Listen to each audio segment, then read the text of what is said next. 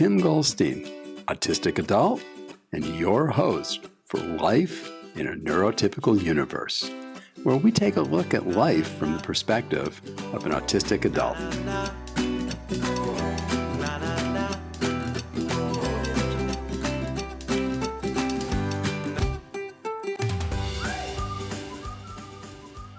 I'm going to stop saying that this is a very special edition of Life in the Neurotypical Universe because there really is no such thing as a normal edition of Life in the Neurotypical Universe. Just like all of us humans, where there's no such thing as normal, there really is no such thing as a normal edition. But in this case, we have Dr. Dave from Vanderbilt's Frist Center of Autism. And he and I had a great time chatting. While we were chatting, we again just kept the recorder going. And we ended up with really enough material to make 3 episodes. I edited them into breaks to make them reasonable length episodes. With that, we'll join into the show. And to be clear too, it's not a trivial exercise to engage in. Just like you and I can have difficulty communicating with neurotypicals, businesses have a lot of difficulty communicating with academia or with nonprofits. They use the same words very differently. You know, corporations, when they talk about research, it's really just marketing. They do research in such a way to show how awesome they are or how great the product is. By its very nature, it's sort of biased. And in academia, that's the kiss of death. Academia uses words like research and study very, very, very carefully because we understand autistic and neurotypical alike, we all have biases. We all tend to inflate. If we decide that one outcome is more important or is preferred over the other, any evidence we get that supports that outcome, we tend to exaggerate and put up on a platform. And any evidence that we could be wrong, we tend to trivialize or discount or kind of push to the side. This is a human thing. In academia, we understand that. We come face to face with our own biases all the time. And imperfectly, we try to combat those biases. And so it's hilarious because I see sometimes when I've got a corporate rep on one side and an academic rep on the other side, and they're communicating, sometimes it devolves into fights that come out over miscommunication. And you got to step in there and you have to explain, no, this is what this person means when they say this. And this is what this person means when they say this. And then they both go kind of, and then the conversation becomes a little bit more productive. And now they're kind of understanding each other. So it's not a trivial thing to get all these different parts kind of working together. Sometimes the miscommunications can really kill a program before it can get started. I think that in the communication, one of the challenges I refer to is grain. And grain comes from the concept of databases. So when you're talking about grain, you mean how frequently are these measurements? So a grain could be you measure something once an hour. So it's at an hourly grain or once a day or once a week, whatever. And I think one of the challenges in communication is essentially we work at different grains. You know, as people who are autistic, we tend to want to be very precise in our wording, and we know lots of details about the things we know because we were interested in them, and we know every one of those details is important. So if we leave out a detail, you're not giving quite the full story. So, you know, from a granularity standpoint, we have a very fine-grained knowledge of whatever we tend to dive into. But often you're talking to somebody on the business side who doesn't have that fine-grained knowledge of that area. I mean, they, reverse the roles, put it into the business realm, and we're going to be the ones with the lacking the fine grain, and they're going to have the fine grain. But, in other things, it's not. And to sort of flip it on its head, one of the cognitive strengths that neurotypicals have is that they can get vague hand-wavy instructions or vague hand-wavy concepts and make decisions and push forward. Yes. They can take an imperfect big picture and run with it, where that sort of thing could paralyze someone like you or I. I like to say, I like to know where the landmines are before I go running into that field. And that takes a little time to scope them out first when the manager just wants you to go run in the field. Yes. And you're right. The neurotypical in that case just runs in the field, hits a bunch of landmines, and the manager says, "Good, you went out and did what I wanted." And to me, they go, "Well, when are you going to get started?" And the answer is, "I am started. I'm going to make sure I can go way faster than that person that just blew up." Right. I would argue that there are regimes and situations where just running through the landmine and setting off a few mines is better than sitting there and carefully scoping them all out. In those cases, we are a poor fit. Right. But there are other cases where those landmines become so important that our way is the correct way. Correct. Just in communicating with neurotypicals from, being, and again, I'm going to say I'll talk about more the Asperger style, which I'm still upset that we don't use that as an official type of diagnosis anymore, because I think it clearly defined a particular manifestation. There should be other names for other manifestations, I agree, but I think it was really good that it, if you said you have Asperger's, everybody kind of has a general idea. If you say you have autism, nobody has an idea what you really are like to deal with. Right. To play a little bit of devil's advocate, I was very fortunate because at the time that they had done this, I was a grad student and I had understood a little bit better the scientific method. And I had the opportunity to go out and speak to scientists in the field and say, why did you guys do this? What was your justification? What was the line of thinking there? And how it was explained to me is the reason they did away with it is they could not find a way to do a test to test the difference between, at the time, there was also official diagnosis of high functioning autism. Right. And you could go into one clinic and get 100% for sure diagnosis of Asperger syndrome and cross the street and go to another clinic and get a 100% for sure diagnosis of high functioning autism. So there was some confusion in the data sets. And so they talked together, and because they couldn't come up with a test to differentiate between one or the other, that's what led them to do away with the official Asperger diagnosis. Because from a scientific perspective, it was not clearly defined, and they couldn't get a clear definition that could find one or the other. So from a scientific perspective, what they did made a lot of sense. One of the things I try to tell my fellow aspies, because you're not alone in this, most aspies blew their tops when it happened. I pointed out to them, we have a right and a justification to call ourselves whatever we want. Right. I happen to agree with you that I feel like Asperger's is a wonderful handle to cover a specific subset of the spectrum. It's generally people on the spectrum who don't have too many cognitive delays. They're probably above average intelligence. They probably don't have too many severe sensory issues, at least not to such a frequent point that has crippled them in some manner. And they're hyperverbal, or at least very verbal. They're probably really well read. They're probably very verbal. So they don't have a lot of delays or shortcomings other than maybe communicating with neurotypicals and interacting productively in a social manner. And so it is a very useful label. And I like to use the term aspie. I love that term. I like to use it for myself. I like to use it casually when I'm talking to other people on the spectrum. And I probably use it more liberally than that. If I speak to another person who is autistic and they're verbal and able to put together complete sentences, I call them an aspie. And I don't care what their IQ is or whatever delays they have. To me, they're an aspie.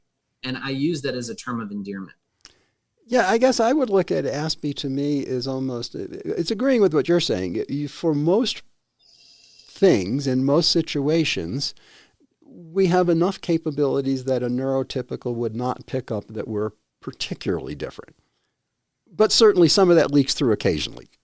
Yeah. And whether, somebody has an IQ of 145 or they're at 100, they can still just be an aspie. I mean, to me, that isn't what determines it. I almost would like to see intellectual disability pulled out as its own thing. Because where you fall on in autism and where you fall in intellectual disability are not necessarily aligned. I mean, you can have somebody who displays, low autism traits, but heavy intellectual disability, or vice versa. Yeah, but in some ways, if you think about it this way, the scientific community gave us a gift. We are now free to use Asperger's or aspie, however we feel like we want to use it. Right. We freed up the word. You don't have to have an official diagnosis for me to call you an aspie. Right. Or for me to think of you as an aspie, or for one to think of themselves as an aspie. And in some ways, we've kind of been liberated. Going down that path, one thing I've run into when I've dealt with a number of different self-advocates, and we'll say maybe a little bit more radically leaning self-advocates, is they want to explain to neurotypicals in the finitest of details about all the variations between neurodiversity and neurodiverse and neurodivergent and neurotypical, and make it into such a complex thing that I think when you're talking to most neurotypicals, again, it's that grain difference. You're telling them stuff that's so far beyond their level of understanding so far that they can't even make value out of what you're saying. You've got to, and again, right. I think this is your journalism background. You've got to bring it down to the level of your audience, recognizing you're giving up some detail, but also recognizing your audience, that's the level that they're going to be able to engage at least today. Now, tomorrow, after another article, maybe they can step up a little bit. You know, when I was trained in journalism, and I was a journalist while I was in the Army, I was a military journalist. One of the things that initially upset me profoundly is we had to write at a 5th grade level. We were told that was the proper reading level that the bulk of our audience would be able to effectively read and follow along with the story. Even then, my vocabulary was not expansive as it is now, but I still had a pretty expansive vocabulary. I was upset I couldn't use any of my big complex words because they're so precise. But I have to say, it was one of the greatest gifts that fate ever gave me. Because taking a complex topic and trying to break it down into a 5th grade level really generalizes the message. You lose some of that fidelity. You lose some of that grain that what you're talking about, but you can get the message to a much broader audience, and you can be more well understood. And that's the ultimate goal of conversation, right? Communication is to be understood. Right, and I think that's where oftentimes as advocates we're running into an issue of advocates not being effective, because they're trying to talk as if you and I were off talking just by ourselves, and we'd be using bigger words and things like that, instead of recognizing in this kind of conversation we're talking to a broad general audience. We're not going to dig into autism at the level that we know it from living it for our entire lives. We're going to dig into it at a level that helps start educating people. And I know a lot of self-advocates have a challenge with not giving the full, complete set of details, that they don't feel as if they're educating the other person appropriately. Well, I have some advice for those autism self-advocates. Please. First of all, I want to say to anyone listening who's an autism self-advocate, thank you. And recognize how special and unique you are, because people like you and I, people who are willing to throw ourselves out there and speak publicly about autism, we are a tiny minority, even in the Asperger community and stuff. Many Aspies are afraid of being viewed as less than human or being viewed as defective if they throw that out there. So they work really hard to maintain the mask that I'm just a normal person like everyone else. And you know, those of us who are willing to step out and throw ourselves out there are kind of like doing a favor to everyone else in the community.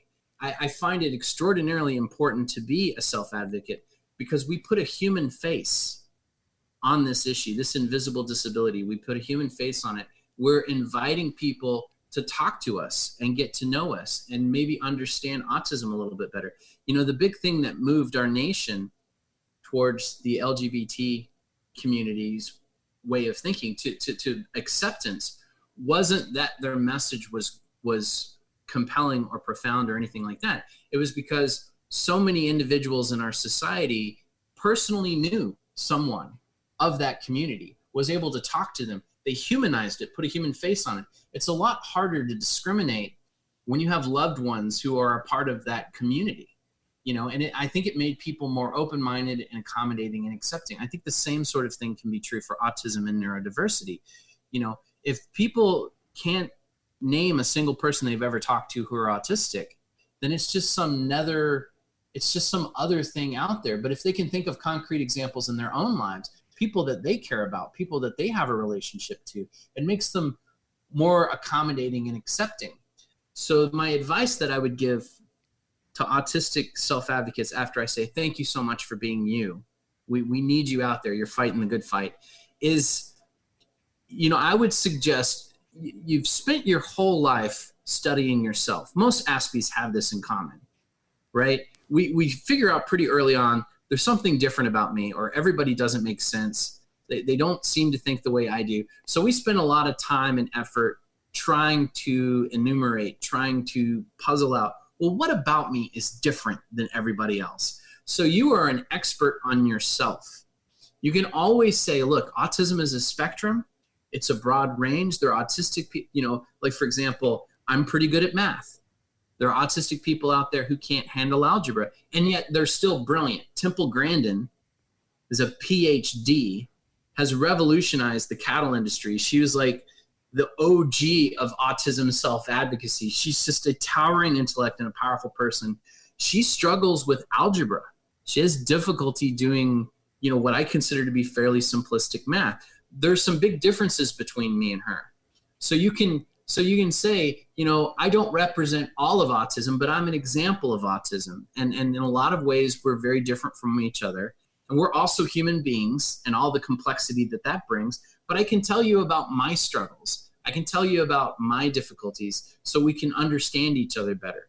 And no one's ever going to have a perfect idea or a perfect handle on autism and all of its manifestations and all of its struggles. But just becoming aware of one of our struggles can make you a little bit more empathetic towards the group as a whole and a little bit more open-minded. Just the simple fact, and a lot of people go through their lives never having come face-to-face with this, just the fact that other people's brains can work differently. We have different operating systems.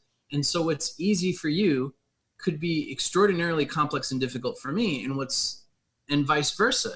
Just coming face-to-face with that and recognizing it and understanding it can make you a little bit more aware that different minds think differently, and to be a little bit more accommodating or accepting because of it. So that is that's a huge service. Just making people aware that there are these individuals among them who see the world through very different eyes, who struggle with things that they're not even aware of, to just kind of open their eyes a little bit and make them a little bit more accommodating and accepting of that. One of the great things I've found as a general rule of all human beings is, by nature, we want to be a part of a herd. We want to be a part of a group, and we want to care about other members of that group, and we want to look out for them. And if we can figure out a way to help another member of the group flourish, that's something we would love to do. It makes us feel good to support each other and back each other up. And when we're working together as a unit and we're, accommodating and supporting each other, and if you have a cognitive weakness and I happen to have a strength in that area, and I can step in and help you, and I can shore you up and lend you some of my strength, that's something that you're grateful for. It's something that I enjoy doing, and vice versa. That's the whole point of our species. You take one human being and you stick it on an island, it's kind of pathetic. Any natural predator that can come along can eat it. It can get too cold or too hot, we're just kind of pathetic as an animal. But you get a herd of us working together. We dominate the planet. We put people on the moon. We're capable of so many amazing things, and it's because of our inherent ability to work together and rely on each other for our unique talents and gifts. That's so well put, and I think that is one of the challenges that is happening in the work world, is we don't look at melding together the unique gifts of the different people to accomplish the goal. We somehow think every person coming in should have the complete range of all the talents, which we know is not true. And I think that, again, in the tech world, when I look at these different job postings, what's almost always on it? There's a whole bunch of tech stuff, which certainly falls well within my realm. And then there's generally things such as able to talk to senior management, able to talk to leaders from other companies, which, I'm able to handle it, you'd be able to handle it, but there's certainly lots of autistic and particularly aspie kind of people that you would not put them in front of senior management. That just would not be a smart idea. But yes. And I think I think you're touching on something fundamentally important.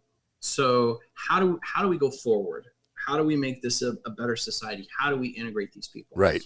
First of all, for autistic individuals, we do need to learn something about social camouflage. We do need to learn something about masking. It's extraordinarily important for me to understand that I have to be careful what I say or how I say it, because neurotypicals are exceptionally fragile. It is really easy to profoundly hurt their feelings and emotions and to destroy a relationship before it has a chance to get off the ground. It's important for me to know that. It's important for me to know this bizarre truth that people can be hurt by simple facts. You can share a fact with someone and it can devastate them. I have to understand that. I have to be cognizant and aware of that. So I need some training. As an autistic individual, I need some training so I can be careful about what I say and where I say it and how I say it. It's not going to be easy. It's going to be complicated. A lot of it's not going to make sense. You know, I'm probably a little bit overweight. I'm probably like 15, 20 pounds overweight. You know, if a stranger walked up to me and said, you know, you're kind of fat, I would say, yeah, I need to lose about 20 pounds. You know, I have to understand if I walk up to a neurotypical person and say that, they're upset, they're right. offended, they're like a fight has started. You know, I had difficulty as a kid understanding this, that people could be injured by facts, because I could not be injured by facts. Facts did not bother me. So for the autistic people, they have to receive some training. They have to have some frank conversations. They have to try to make an effort not to injure people. And I think most of them will, because once you don't have to understand why someone gets upset.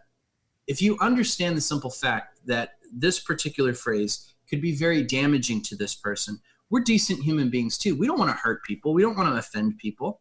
And so we need to do some training and work on some of our social camouflage so we're not accidentally injuring people and we're not accidentally upsetting or attacking people unintentionally. Now, on the flip side, neurotypicals need to understand that social camouflage for us is difficult and complicated and baffling. And they have to understand that that's something that we struggle with. So when we do start to slip up, they need to be cognizant and not just immediately jump down our throats and not just immediately berate us. They need to understand that if I'm being a bit of a jerk, there's a good chance I don't intend to be a jerk. Call me out on it.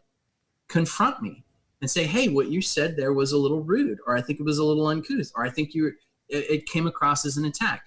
And then when I get that feedback, I need to immediately go, oh, that wasn't my intent, unless it was. You know, if I was trying to be a jerk, I could say, yeah, I'm mad at you and I'm trying to hurt your feelings. But the vast majority of times, it's going to be like, oh, I did not intend to do that. That's not how I meant to say that.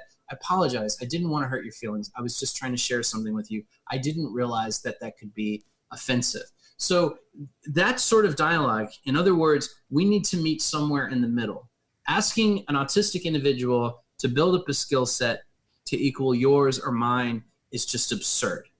We can't demand that of the autistic community. That takes, in cases, years or decades of hard work and effort, and it's extremely complicated and frustrating. But they should learn something about the way neurotypicals work, even if it's only, oh, I should be careful not to talk to someone about their weight, or talk to them about the fact that I think they're ugly or something like that. Even that can go a long way. And then the neurotypicals, we need to train them that, hey, these folks have struggles with these. Recognize that. So when they're being a jerk, recognize there's a good chance it's not intentional, and try to help them and try to accommodate them and try to explain to them, you know, why that was offensive, or just even the simple fact. Don't just assume. You know, a group of neurotypicals, if you're upset, you can take it on faith that everybody just knows you're upset. Right. You get so used to the nonverbal communication. When somebody says something that you're not liking, you're used to other neurotypicals stopping and going, oh, but I can see this is a sensitive subject, or maybe I should change or something. When we blaze on, when it's obvious to you that you're upset, recognize maybe we don't know that. Maybe you have to come out and say the obvious, you're upsetting me. And that could be a profound, you know, lightning bolt from the sky. We might not have any clue, and just recognize, because it's obvious to everyone else, it might not be obvious to us. Recognize that. And I think you'll have a much more fulfilling and engaging conversation and interaction with people in the autistic community. I agree with that so much. The way I like to put it is, it's not that I don't care about the other person's feelings of whom I'm talking to. I mean, I do care about them. I don't want to hurt their feelings. That's not my intention, as you say, most of the time. I mean, once in a while maybe, but not normally. But I don't even think about their feelings as I'm having the discussion. My mind is all wrapped up on the facts, the whatever, trying to put it into a phrasing that will work with the particular audience I'm talking to at the moment. It's not thinking about how will they react when I say X, Y, Z. I'm thinking about how can I say it in a way that they could actually understand it, not how will they react to that understanding. Yes. I remember when I was 19 years old, I was a young soldier living in an apartment. I had a next door neighbor, a young couple, 18-year-old wife had just given birth to a baby, and it was a difficult birth. So they had used this suction thing to help get the baby out. And it shaped the baby's head like a banana, but curved sideways. You've seen the movie Alien? The baby's skull kind of looked like that. Now, the baby's perfectly fine. An infant's skull is very malleable. You can just sort of like gently massage it. By the time this baby was 6 months old, it looked like a perfectly normal, happy, healthy baby. Didn't affect the baby negatively in any way. But she comes into my house when she came home from the hospital with this baby with the banana head. And she walks up to me and she says, "What do you think of my baby?" And I said, "By God, that is the ugliest thing I've ever seen in my life." She instantly exploded into tears and ran wailing out of my apartment. And I stood there in shock for about 30 seconds because it did not occur to me that that would hurt her feelings or upset her. She asked me my opinion and I shared it with her. And now today, telling that story is a little bit difficult because from that day to this, I understand neurotypicals much better. Today, I understand I profoundly hurt her feelings. She wasn't asking me for my opinion of her baby. She was reaching out for another human being. She wanted me to say something to the effect of, "It's a beautiful baby. Everything will be okay. You're not a failure as a mom. Your baby has value." That's really what she was asking of. And instead, I callously, deeply upset and offended her. And I'm horrified that I did that. I'm horrified now because, like you said, I now have the understanding of it. And in hindsight now, if anybody comes up with a baby, no matter how ugly or misshapen it is, I'm going to tell them that's a beautiful baby because I understand that's what they're seeking. That's what they're looking for. I understand that now. I didn't understand it then. Yes, I'm with you. It falls into my rule of the tribe. Never insult another tribe member over one of their own, direct family. Can I add an addendum to that? Sure. All human beings are a part of your tribe. Exactly. I agree. They're all part of the tribe. I just think we have a couple different tribes by nature. We have the tribe like us, and we have the tribe like neurotypicals. But in this world, we have to interact as if we're one tribe, and that's where, obviously, the rubs come. Right. Well, this has been absolutely wonderful, and I've had just such a great time talking with, you and I, from having been together before, know we could talk for many more hours and still not run out of interesting things to chat with. But I know we all have schedules and plans and such. Dave, if somebody wanted to reach out to you or to the Frist Center, what's the best way for them to contact you in the center? Yeah, absolutely. So our website is vu.edu/one word, Autism and Innovation. So that's vu.edu/Autism and Innovation. I imagine if you Google the Frist Center for Autism and Innovation, you're going to find us. We have a very active social media. We're very active on Instagram. We have a very active website that we frequently update. Most of my staff are on the spectrum, sort of a proud personal coup for me. But that also means that they're using their autism to great effect. So our communications director is a brilliant young woman on the spectrum. She is. And I have to interrupt you, but because she is phenomenal. I've worked with her. You've put, obviously her and I together and working on some projects, and the insight she was able to bring was incredible. I just have to to praise her because the insight she brought, while it was possibly things I didn't want to hear, her insight was amazing, especially from the standpoint of female autism, which we didn't get into, but I think we'll probably both agree it manifests quite differently than male autism tends to. Yeah, there are a lot of similarities. There are a lot of common struggles that Claire and I both suffer, but there are also some important gender differences. You're absolutely right about that. So that's one of the reasons why I feel like it was such a coup to get an important female voice into our efforts and stuff, because sometimes, occasionally, she has a perspective that I might overlook. And plus, I have 2 daughters on the spectrum, so I'm just personally intellectually curious at what sort of struggles they have will be different than mine. I want any sort of leg up on that I can to try to be a more effective dad.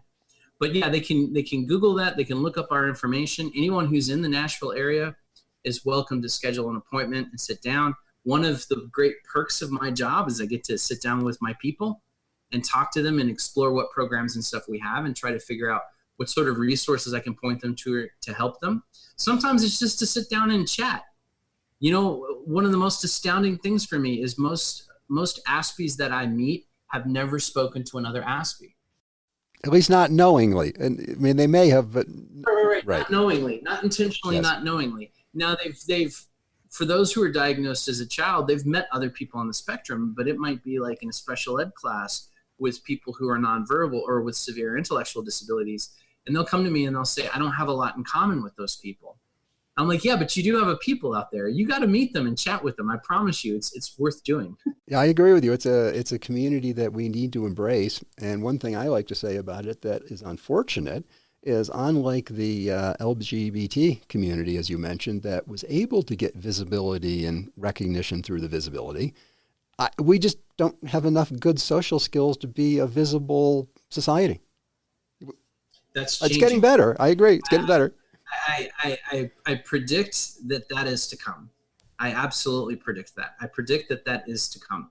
Well, the things you're doing, the podcast like this, the stuff all the major companies are doing with the production of the media for general distribution about their programs, you're right. It's one of those things coming. We're just 20 years behind the LGBT community because they organized better. By the way, if you have some listeners who are not local to the Nashville area and would still like to meet, I do virtual meetings as well. Thank you. That's wonderful. Yeah, I've helped people. Most of the people I help are local in the Nashville area, but I've helped people in Florida and New Jersey. I've even talked to a couple people in Europe and Britain. Oh, way cool. Way cool. That's so nice for you to offer that, out to everybody. I know it's certainly, it's very demanding on your time. And again, from having worked with you, I know time is not something you have an excess of to. Yes. But that being said, I would do this for free. I enjoy it that much. And so I'm very fortunate that I get paid to do this because I do have bills and kids to feed. But it is an absolute joy to talk to people about this issue. And it's one of my obsessions is understanding autism, understanding neurotypicals and stuff. And so it's an obsession I regularly get to feed.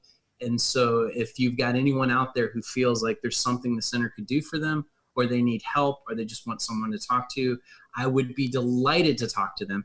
And I have a very busy schedule because I talk to so many of those people, and I consider that to be a part of my job. So I am gainfully employed while I'm doing that. Don't feel like you're going to be wasting my time. Understand that helping you is my job. So please reach out and let's start a conversation. Email is a really good way to do that, and they can find my email address on the website.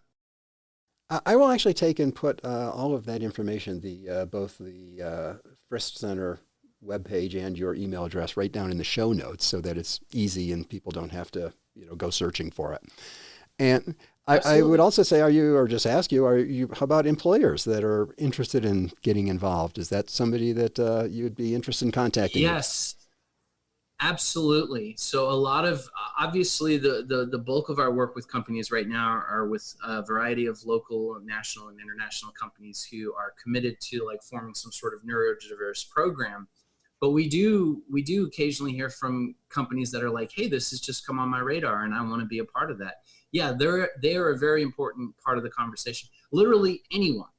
Okay, if you're a human being who pushes air through your mouth to stay alive and you've heard about this issue and you want to know more about it, or you want to see if there's something you can do to help, it literally takes a village.